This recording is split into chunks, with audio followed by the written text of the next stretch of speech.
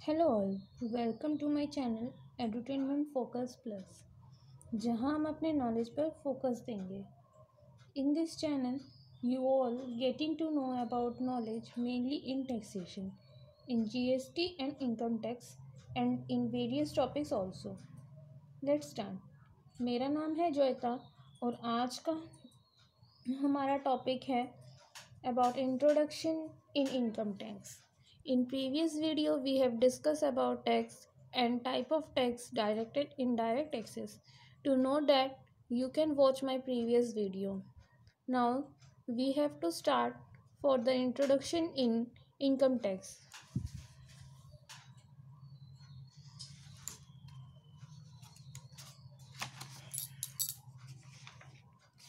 Income tax, जैसे कि हम लोग इससे पहले पढ़ चुके हैं, इनकम टैक्स यानी कि हमारा डायरेक्ट टैक्स के अंदर आता है, जिसमें कि हमारी जितनी भी इनकम होती है वो directly from a person to account of government चला जाता है। यानी कि इनकम टैक्स जो है ये हमारा किसके अंदर आता है, हमारा डायरेक्ट टैक्सेस के अंदर आता है। इनकम टैक्स का इंट्रोडक्शन आया कैसे था? इनकम टैक्स के बारे में हम लोग जान चुके हैं। वो टैक्सेस जो कि इनकम के लिए हमें देनी पड़ती है, गवर्नमेंट कहती है आपकी जो भी इनकम है आपको उसके ऊपर टैक्स देना पड़ता है।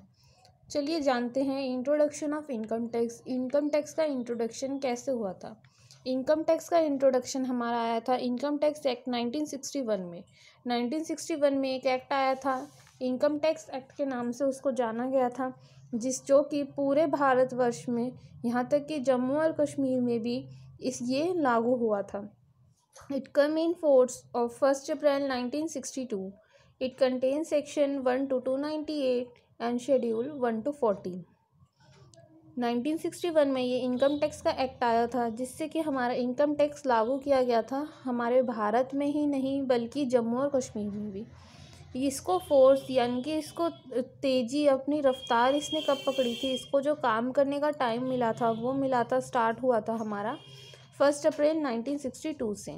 इसके अंदर हमारे टोटल सेक्शन हैं 1 to 298 एंड शेड्यूल 1 to 14। इससे पहले हम लोग जैसे जान चुके हैं, जो हमारा इनकम टैक्स है वो क्या है, हमारा डायरेक्ट टैक्स है, जो कि हमारा सीबीडीटी देखता है। एक तो सीबीडीटी जो कि हमारा बोर्ड है डायरेक्ट टैक्स के लिए। सीबीडीटी हमारा बोर्ड है डायरेक्ट टैक्स के लिए, central board of direct taxes, जिसके अंदर हमारे जितने भी डायरेक्ट टैक्सेस के जो भी काम होगा सब कुछ कौन देखेगा, हमारा सीबीडीटी। आइए जानते हैं सीबीडीटी के बारे में। First point, authority functioning under central board of revenue act 1963। Central board of revenue direct taxes जो है हमारे 1963 में ये आया था रेवेन्यू एक्ट के तौर पे। It has 1 chairman and 6 member all and ex-officers of civil services। जो हमारा ये central board of direct taxes है, इसके अंदर हमारा एक चेयरमैन होता है एंड 6 मेंबर होते हैं, जो कि हमारे सिविल सर्विसेज के एक्स ऑफिसर यानी कि पुराने ऑफिसर्स में से नियुक्त किए जाते हैं। नेक्स्ट देखिए, it is the part of department of revenue in ministry of finance. ये किसका पार्ट है? जो हमारा सीबीडीटी है ये किसके डिपार्टमेंट के अंदर आता है? रेवेन्यू के डिपार्टमेंट में आता है, मिनिस्ट्री ऑफ फिनेंस के। जो हमारा फिनेंस का जो मिनिस्ट्री देखता है, यानी कि जो भी डिपार्टमेंट किसका है, ये रेवेन्यू का डिपार्टमेंट है।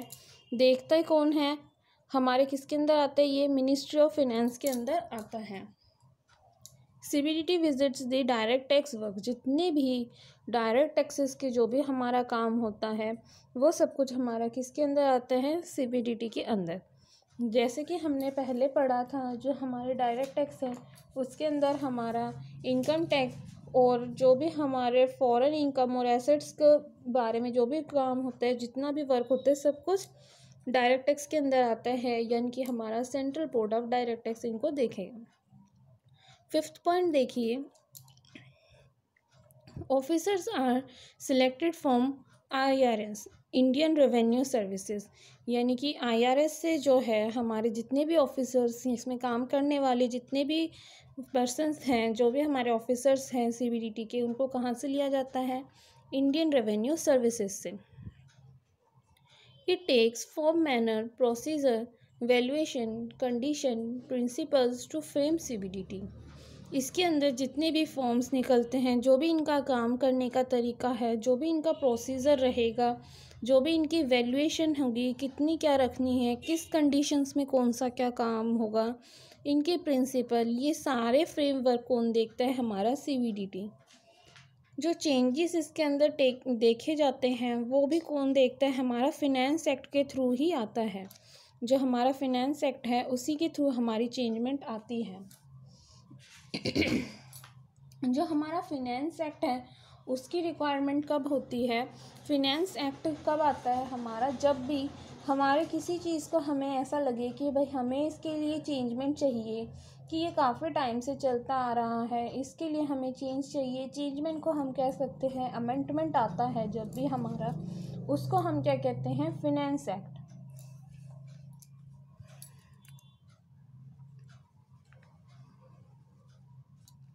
फिनेंस एक्ट कौन सा होता है? अगर कोई एक्ट हमारा चलता आ रहा है, हम ये कह सकते हैं ये चल रहा है, ठीक है, अब इसमें क्या है? हमारी कुछ भी चेंज की रिक्वायरमेंट है,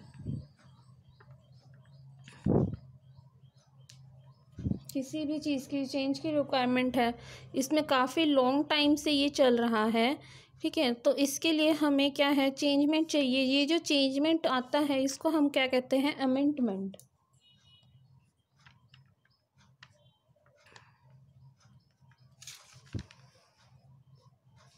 इसको हम लोग क्या कहेंगे? अमेंडमेंट बोलते हैं, यानी कि चेंजमेंट। और ये जो चेंजमेंट आता है इसी को हम लोग कह सकते हैं फिनेंस एक्ट।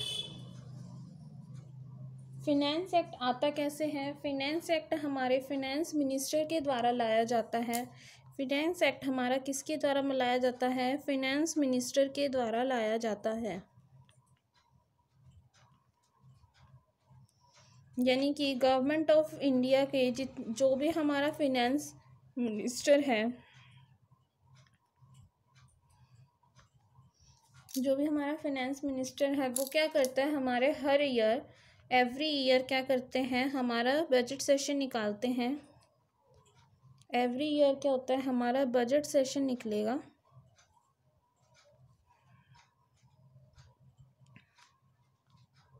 जो भी है हमारा बजट सेशन तैयार होता है वो सबसे पहले देखते हैं। उसके बाद क्या है? हमारा फिनेंस का फाइल जो है वो इंट्रोड्यूस किया जाता है, कि इंट्रोडक्शन होती है, ठीक है, सब देखते हैं। पार्लियामेंट हाउस में ये जाता है हमारा। पार्लियामेंट हाउस में यानी कि हमारे लोकसभा राज्यसभा में जो भी हैं वो सभी कैंडिडेट जो हैं उसके बारे में नियुक्त करते हैं कि हाँ भाई हमें ये चीज़ चाहिए, हमें ये चीज़ नहीं चाहिए।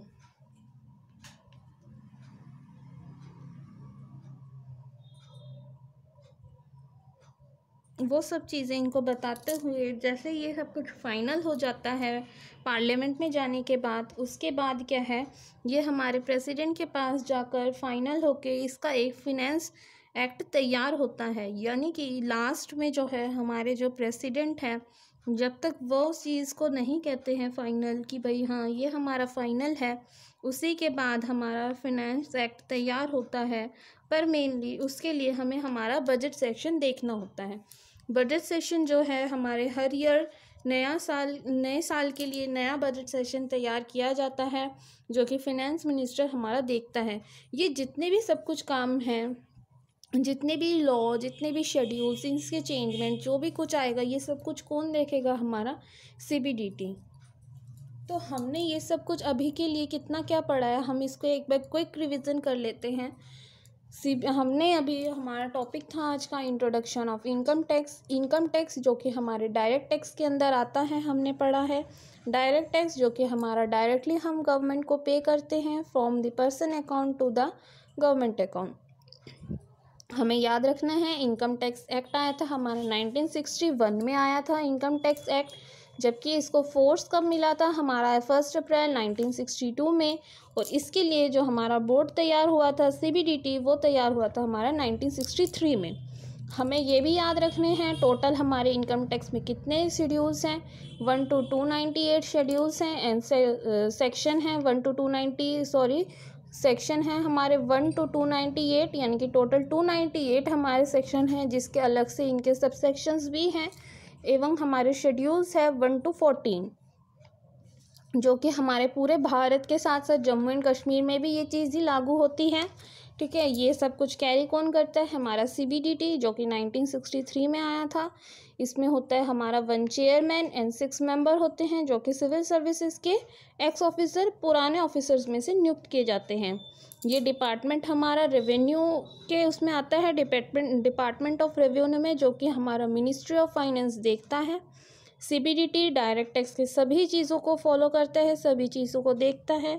इसके जितने भी हमारे ऑफिसर्स हैं वो सब हमारे IRS से नियुक्त किए जाते हैं, इंडियन रेवेन्यू सर्विसेज के।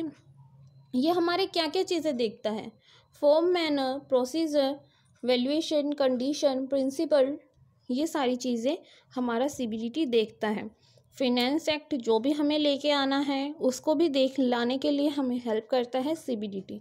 ये सारी चीज़ें क्या है, हमारे इनकम टैक्स के बारे में हमने अभी एक क्विक रिवीजन किया है, जो भी हमने अभी पढ़ा है। इनकम टैक्स के लिए गवर्नमेंट कहती है आपकी जो भी इनकम है आपको हर एक इनकम के लिए देना है टैक्स। अब आने वाले लेक्चर्स में हम अपने हेड ऑफ इनकम करेंगे और साथ में हम अपने हेड ऑफ इनकम को अच्छे से ब्रीफली डिस्क्राइब करेंगे। To watch that channel you have to subscribe my channel, so please thanks to watch and subscribe to my channel. And if you have any queries or any other compliment to have कि you have to watch, कि आप लोगों को ये चीज़ें, ये video आपको देखनी है, तो you can comment me on my comment section and like, share, subscribe to my channel. Thank you to watch my channel.